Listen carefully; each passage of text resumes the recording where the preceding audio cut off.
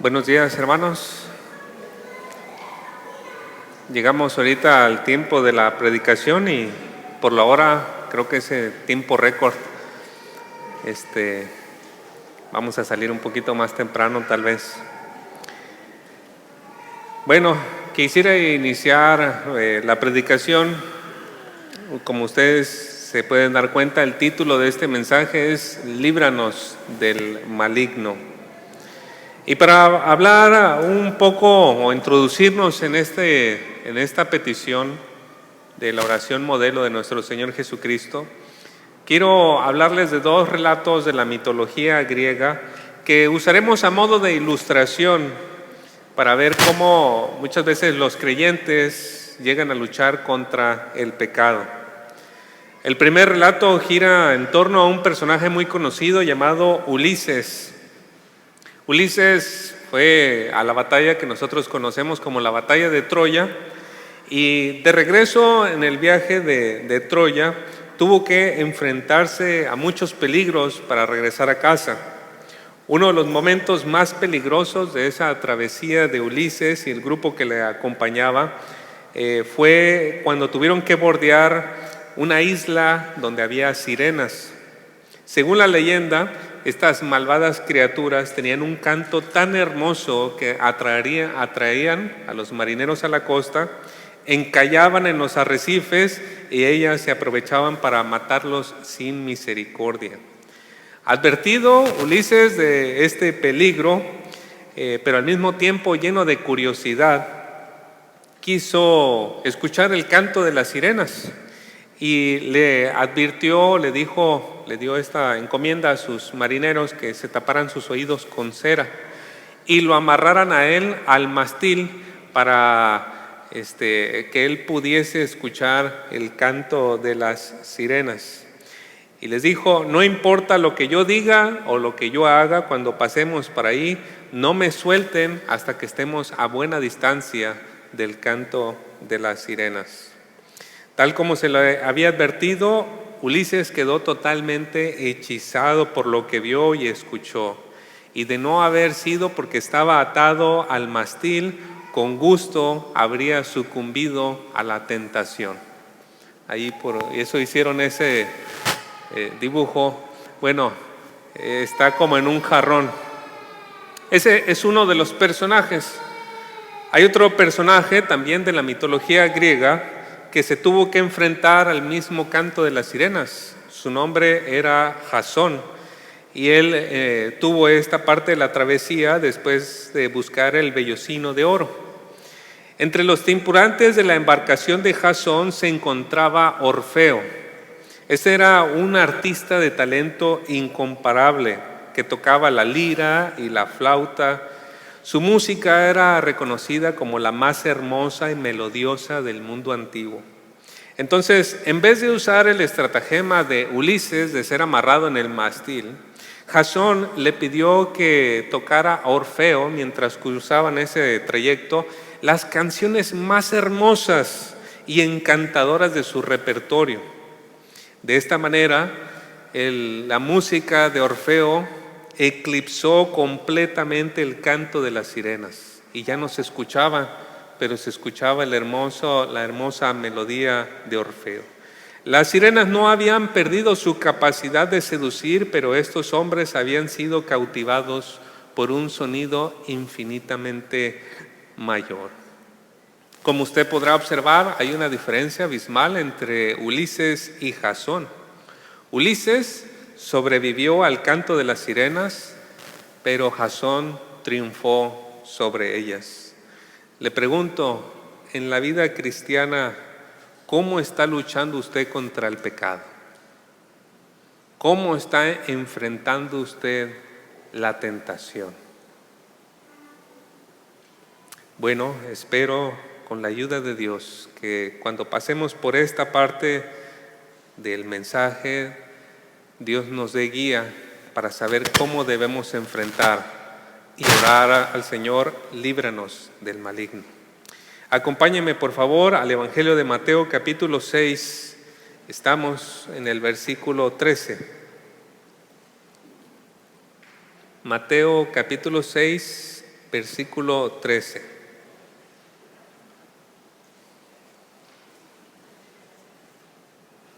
Cuando lo encuentre, por favor, acompáñame poniéndose de pie. Voy a dar lectura a la palabra de Dios.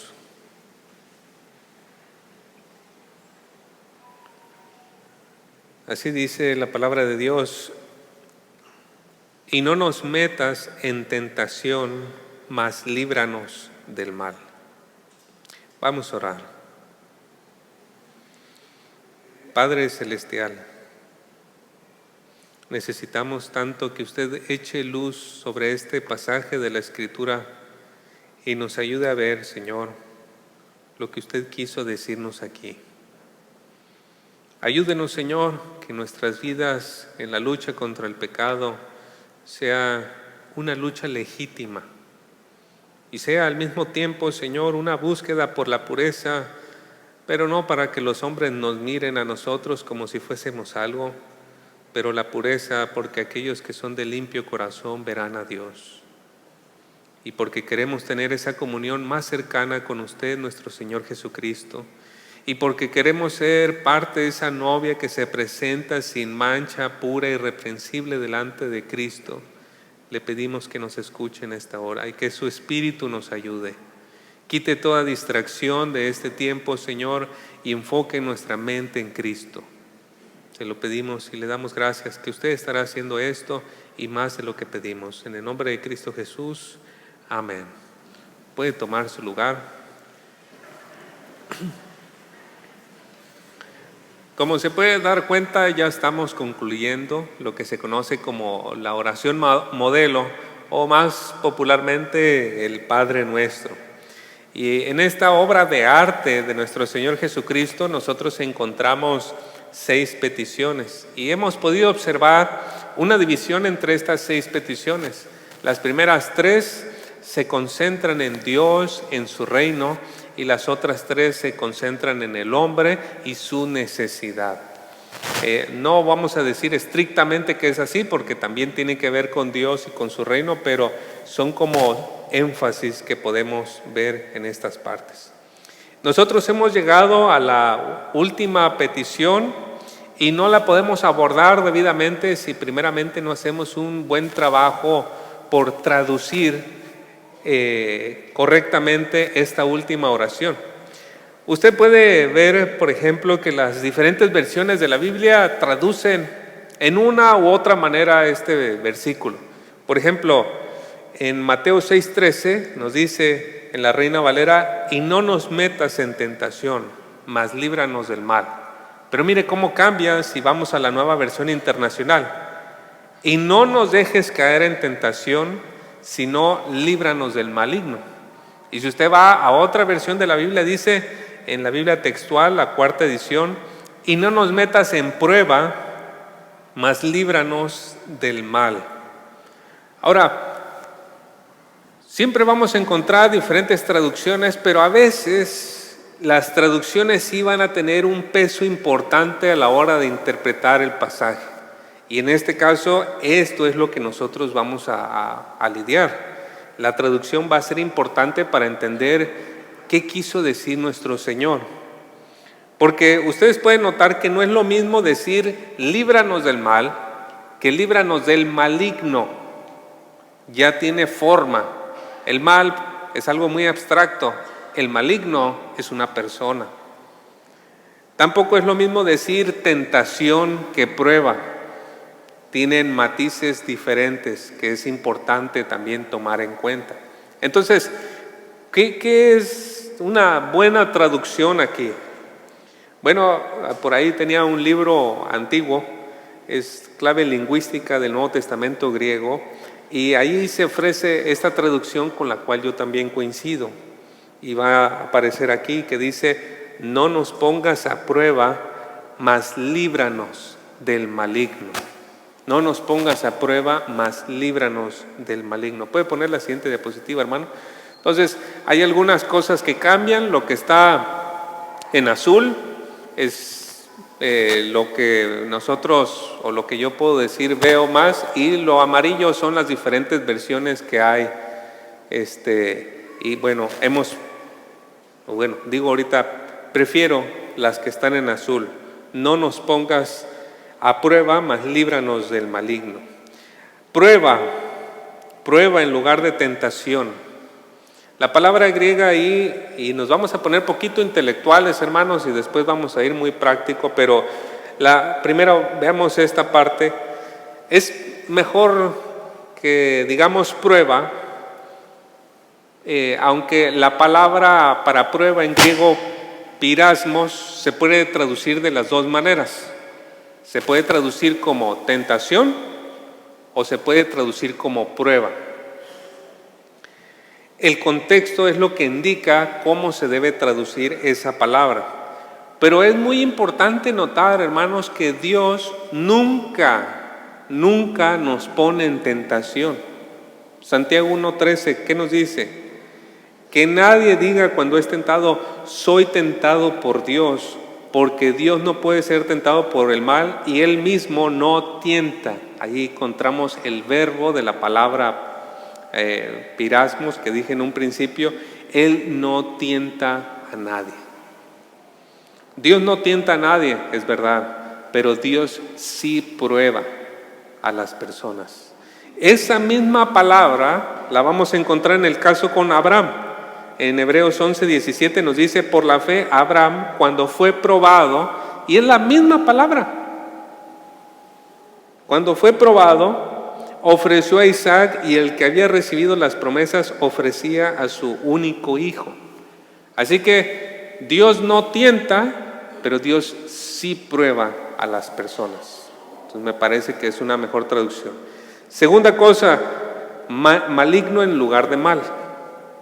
La palabra griega es poniros, y este es un adjetivo masculino que al carecer de un sustantivo enfatiza el carácter de la persona. Entonces no habla del mal como una cosa abstracta, pero habla de una persona, el maligno. ¿Y quién es el maligno? Solamente hay que mirar 1 Juan 5:19 para saber quién es. Sabemos que somos de Dios y que todo el mundo yace bajo el poder del maligno. Entonces, ¿de quién está hablando? Satanás, el diablo, la serpiente antigua, el acusador, el chanclas, bueno, como le digamos, ¿verdad?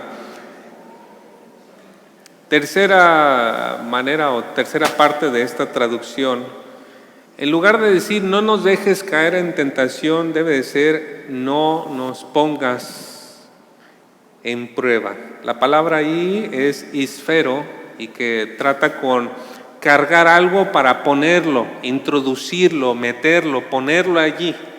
Entonces, no es que Dios no nos deje caer en tentación, esa nunca es una buena traducción, no es una traducción correcta de esta palabra, pero la idea es no nos pongas a prueba. Ahora usted va a decir, bueno, y entender las cosas así nos ayuda, vamos a ir viendo, porque vamos a ver dónde cae el énfasis. Entonces decimos, no nos pongas a prueba, mas líbranos del maligno. A menudo nosotros centramos nuestra atención en la primera frase, no nos pongas a prueba. ¿Sabe usted que ese no es la petición? La petición es la segunda línea, líbranos del maligno. Todas las peticiones se encuentran en un verbo imperativo. Y en esta parte, no nos pongas a prueba, no es un verbo imperativo, sino un subjuntivo, algo que expresa posibilidad. Pero cuando llegamos a líbranos del maligno, allí está el imperativo. Esto es lo que pedimos a Dios, líbranos del maligno. Y entonces la primera línea tiene que ir en cierta manera como subordinada a la segunda. Este es un detalle importante que nos ayuda a saber dónde debemos de centrar nuestra atención, hermanos. Nuestra atención se debe centrar en esa frase, líbranos del maligno, líbranos del maligno. Líbranos es la palabra que significa sacar a una persona de peligro. En el caso particular de esta porción, nuestro Señor nos enseñó que debemos tener un corazón que desee estar libre de los peligros que pone el enemigo. Esta es la petición de una persona que quiere tener un corazón puro, hermanos, porque quiere estar cerca de Dios. ¿Qué dice Mateo 5:8? Bienaventurados los de limpio corazón, porque ellos ¿qué? Verán a Dios. Entonces, esta es la petición de un hombre que quiere tener un corazón puro. Y lo voy a explicar de esta manera. Si nos dieran dos opciones, en esta opción nos dijera Dios, te voy a perdonar todos los pecados que hagas de aquí a una semana, todos serán perdonados. O te doy esta opción, te voy a librar de todas las cosas que te hagan pecar contra mí. ¿Qué escogeríamos? Bueno, la persona de corazón puro diría, Señor, no quiero verme en una situación en la que me vea ofendiéndote a ti, dañándote a ti y dañando el testimonio tuyo.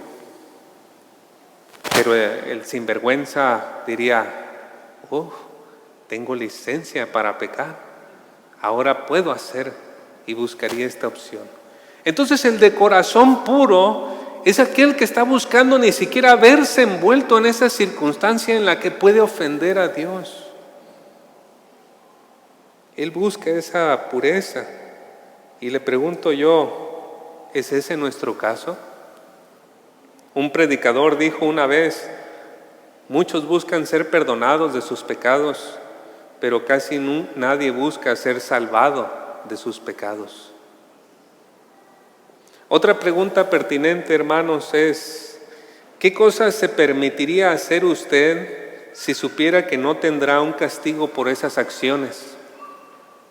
¿Qué se permitiría hacer usted si no hubiese ningún castigo? Si no hubiese un infierno, si no hubiese una multa, si no hubiese una cárcel, si no hubiese ningún daño, ¿qué se permitiría hacer?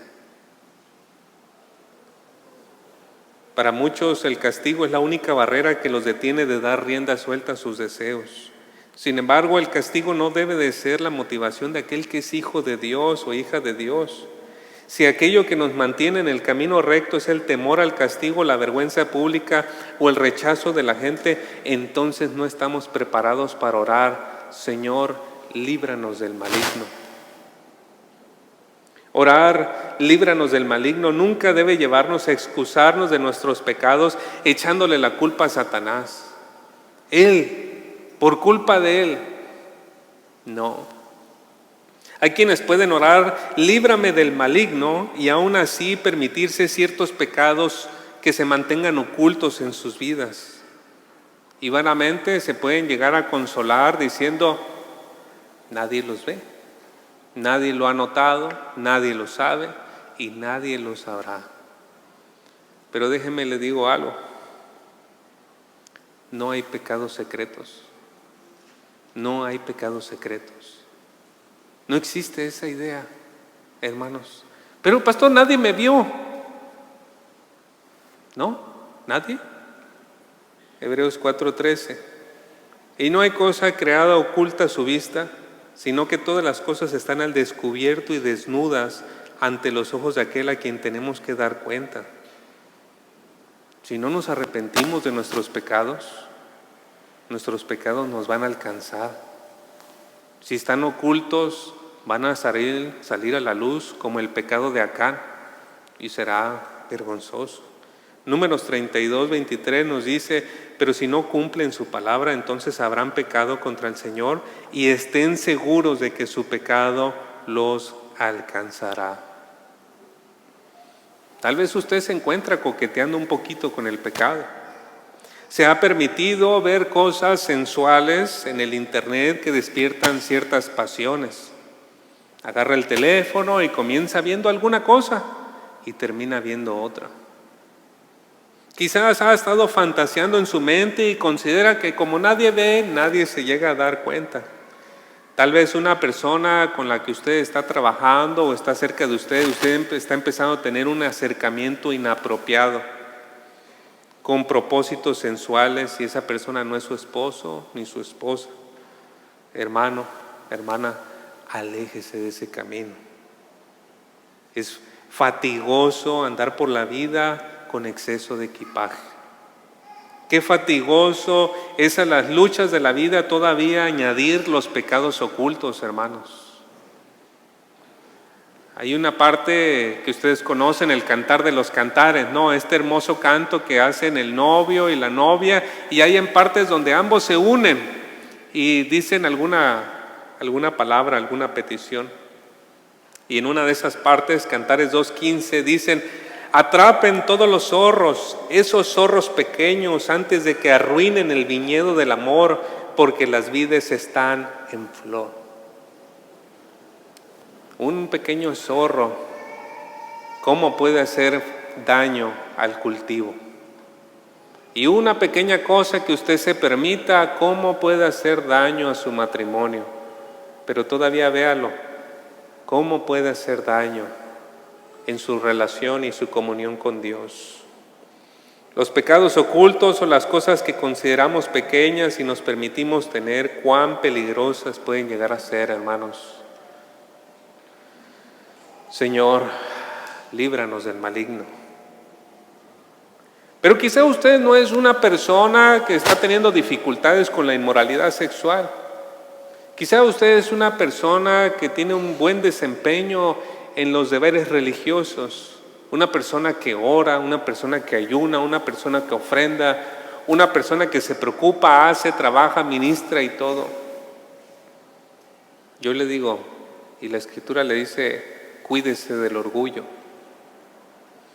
Cuando los discípulos regresaron de la parte donde nuestro Señor los había enviado y le dijeron al Señor: Señor, hasta los demonios se sujetaban en tu nombre. ¿Sabe qué les dijo el Señor? Los puso en la tierra así en un segundo. Yo vi a Satanás caer del cielo como un rayo.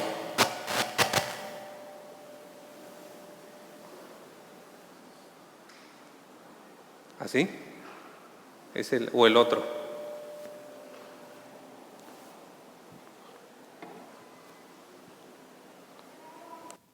Bueno, a ver, probamos este. ¿Sí se escucha de aquí? No. Creo que esta no tiene volumen, esta bocina.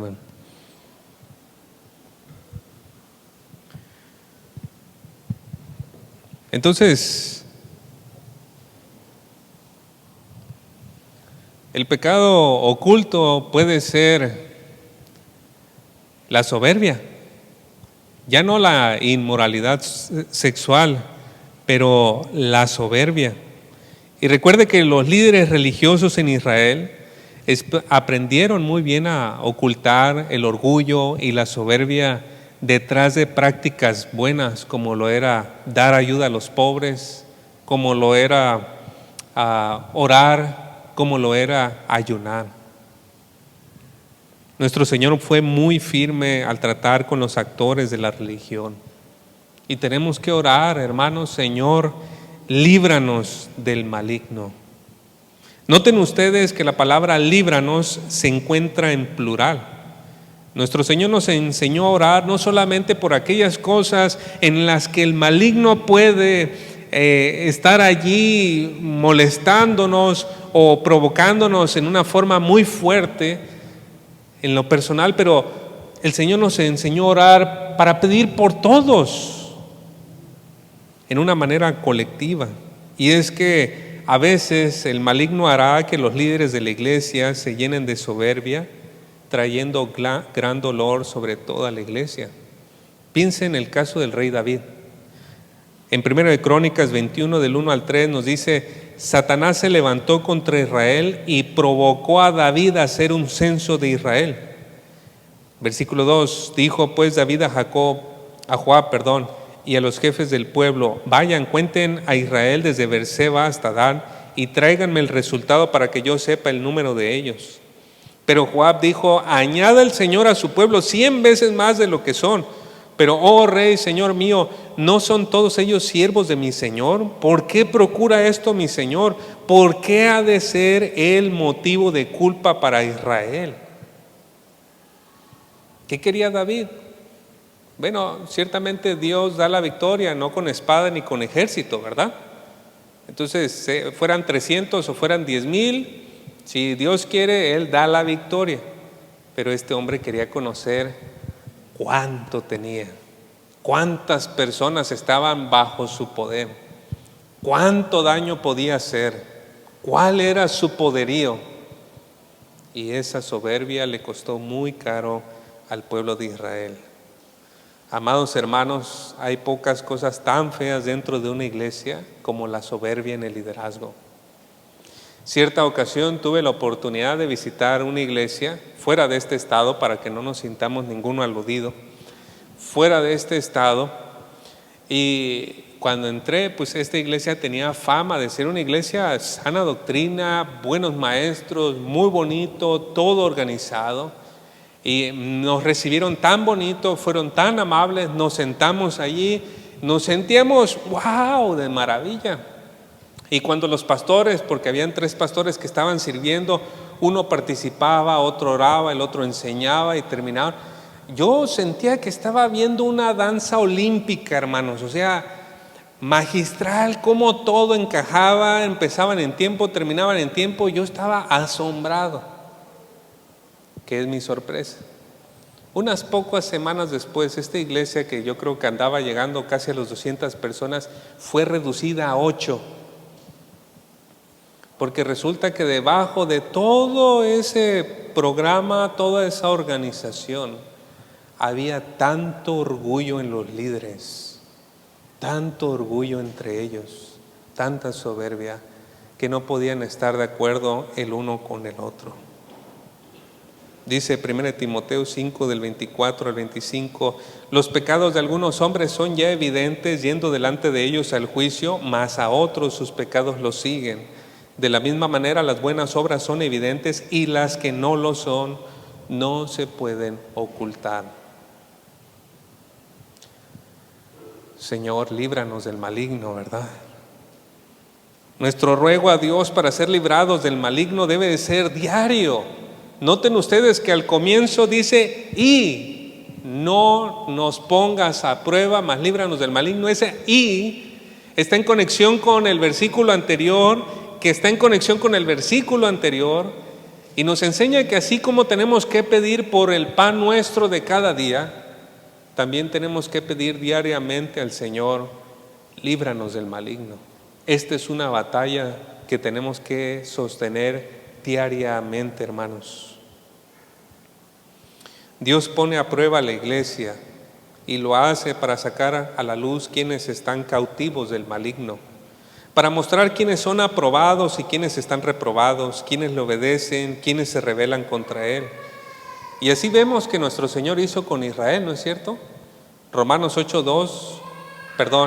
Deuteronomio 8:2, y te acordarás de todo el camino por donde el Señor tu Dios te ha traído por el desierto durante estos 40 años para humillarte, probándote, a fin de saber lo que había en tu corazón, si guardarías o no sus mandamientos. Dios puede probar a la iglesia. Si usted no está luchando contra el maligno, si usted está dejando que él empiece a meter pecados allí y que entonces usted los empiece a guardar, y ahí va a llegar el momento en que Dios va a decir, ya llenaste la medida, y va a mandar una prueba sobre la iglesia que va a sacar al descubierto eso que había en el corazón. ¿Cómo lo hace Dios? Sencillo, una pandemia. ¿Y qué sucede? Bueno, el pastor que nunca amó a la iglesia dice, no, adiós, allá sálvese quien pueda. El que nunca se interesó, el que nunca se preocupó por la obra de Dios, allá, ¿no? Lo puede ser también cuando se lleva a cabo una disciplina. Un grupo de pastores y uno de los pastores cae y se lleva a cabo una disciplina, sale a la luz lo que había en muchos corazones. Cuando se hacen cambios importantes, hermanos, nos vamos a mudar de edificio, vamos a ir a otro lugar, y entonces ahí se da cuenta uno, No estamos dispuestos a hacer este ajuste, este cambio, esto. Y Dios prueba los corazones. Cuando hay persecución y entonces la iglesia se ve amenazada por personas, entonces es una prueba y muchas personas empiezan a salir. Pero le voy a decir una que tal vez usted no estaba muy enterado, pero también la prosperidad es una prueba. Es una prueba. Porque Dios entonces pone en tu mano y te dice, ¿qué quieres hacer con eso? Y lo que muchos hacen es, se van tras deleites y placeres mundanos. Entonces Dios prueba a su iglesia de diferentes maneras para sacar a la luz lo que hay en el corazón. Y cuando nosotros oramos, no nos pongas a prueba, en realidad tenemos que dar 2 pasos atrás, hermanos, y decir, Señor, líbranos del maligno, porque no queremos llegar a ese punto en el que llega la prueba y no estamos listos para ella. Y entonces te ofendemos, te rechazamos y hacemos tanto daño a la iglesia.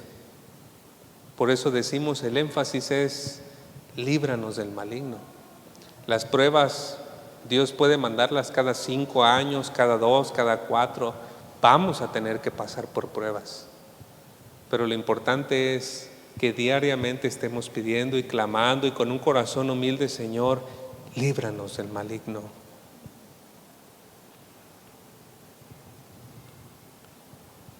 Tenemos que pensar si hay pecado que estamos escondiendo, hermanos. Si hemos dejado que Satanás nos tenga en una situación de peligro. Si hemos cuidado la pureza en nuestro corazón. Si no podemos responder adecuadamente a estas preguntas, es cuestión de tiempo antes de que venga la prueba y ponga de manifiesto lo que hay en nosotros. Aquí quiero comenzar a concluir, hermanos. A lo largo de este sermón me he propuesto una sola cosa, que podamos juntos buscar la pureza de corazón. Cada uno de nosotros debe mirar cómo está luchando contra el pecado. Si usted realmente quiere experimentar libertad, quiere ser librado del enemigo, debe quitarle las oportunidades que él tiene para estarle molestando. Es decir, si usted está batallando con la pornografía, si usted está batallando con la sensualidad, con esto y lo otro, tiene que quitar las herramientas en las cuales él puede estarle provocando hacia eso. Tiene que borrar tal vez alguna aplicación, tiene que cerrar una cuenta. El Señor Jesucristo dijo, si tu ojo derecho te es ocasión de caer, córtalo. Mire que es más fácil perder el teléfono que sacarse un ojo, ¿verdad? Si tu mano derecha, si tu pie, usted no dé ocasión para que el enemigo le tome, le esclavice. Y déjenme le digo una cosa, hermanos, una forma tan sutil en que el enemigo puede estar haciéndole mucho daño es quitándole tiempo. Ese es, hermanos, una de las cosas más grandes que el enemigo está haciendo con nosotros, quitándonos tiempo. El tiempo es valiosísimo. Y cuando lleguemos a los 80 vamos a mirar atrás y vamos a decir, ¿cómo desperdicié el tiempo? Pero si algo él va a buscar es cómo robarle a usted el tiempo. Y va a ser interesante que de pronto se va a descomponer aquella cosa y de pronto a esto, y va a hacer que usted tenga su mente enfocada en, ay esto, ay el otro, y no está su mente enfocada en los propósitos de Dios. Y le está robando el tiempo. Ore y pídale, Señor, líbreme del maligno, y no le dé oportunidad a que él le esté molestando. Pero también quiero decir algo para aquellas personas que han experimentado el azote de Satanás. He tenido la oportunidad estos días de compartir a una persona que ha vivido tal vez 20 años en una drogadicción profunda y terrible, en el azote de Satanás, persona que han tenido que rescatar de la muerte como 2 ocasiones, terrible, terrible. Él ha estado bajo el azote de Satanás. Bueno, usted tiene que saber que si ha estado bajo el azote de Satanás en una forma tan fuerte, en una esclavitud al pecado tan fuerte, Cristo le puede librar. El que comete pecado, esclavo es del pecado. Pero si el Hijo le hace libre, será verdaderamente libre.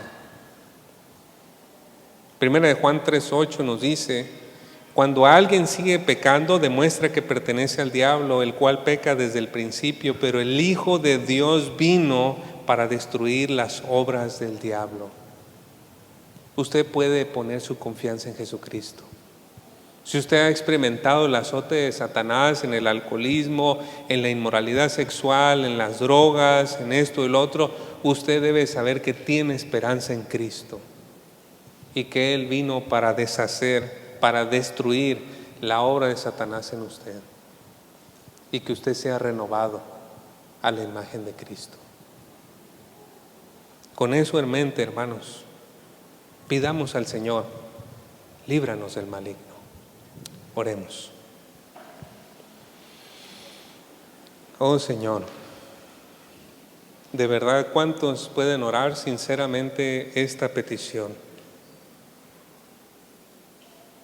Porque en momentos de debilidad a todos nos gusta pensar que podemos pecar y que al final podemos hallar perdón en un Dios misericordioso y compasivo. Y tristemente, Señor, abusamos así de tal bondad y tal gracia en su disposición a bendecirnos y ayudarnos, Señor, y no nos damos cuenta de la gravedad de nuestros pecados. Pero, Señor, reconociendo que usted es un Dios santo, tan puro de ojos que no puede ver ni siquiera la maldad, ayúdenos a tener un corazón puro, un corazón limpio, Señor, a luchar constantemente contra el pecado, a no ser como la historia que vimos al principio, como Ulises, que se permitía cosas restringiéndose para no experimentar las consecuencias. Pero, Señor, que nuestra melodía sea su presencia, su hermosura, y podamos vencer así los encantos de Satanás y del pecado, Señor. Ayúdenos, por favor. Sea con nosotros en la iglesia. Guárdenos, Señor, en el liderazgo del orgullo y de la soberbia. Y ayúdenos a imitar el ejemplo de Cristo, manso y humilde de corazón. En el nombre de Cristo Jesús. Amén. Que el Señor nos bendiga, hermanos. Estamos despedidos.